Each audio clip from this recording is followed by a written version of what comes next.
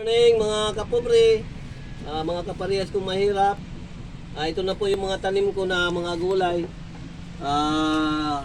Kung gusto nyo mga kapobre, magtanim din po kayo. Kung mayroon kayo ng mataniman na kahit maliit lang po na lupa, pwede naman po sa paso.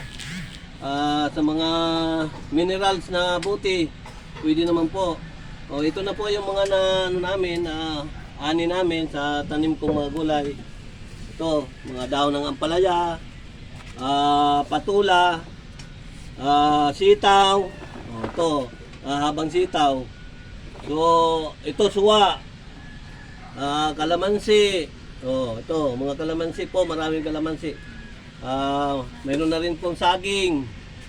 At ang number 1 po, sa mga kapuso ko po, ito, number 1 na tayo may puso.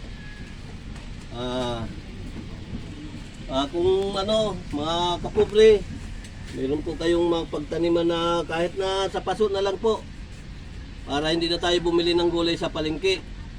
Ito na pong gagawin natin, magtanim po tayo para makatikim tayo ng sariwang mga gulay. Tulad nito, magluluto po kami ngayon ng malunggay.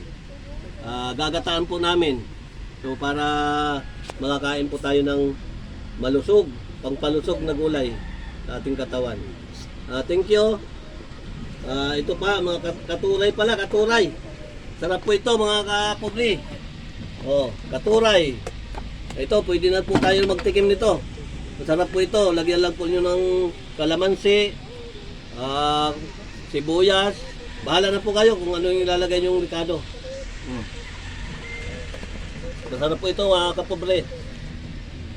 Hanggang dito na lang po ng ating videos.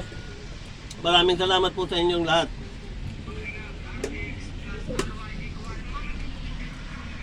Daw, sige.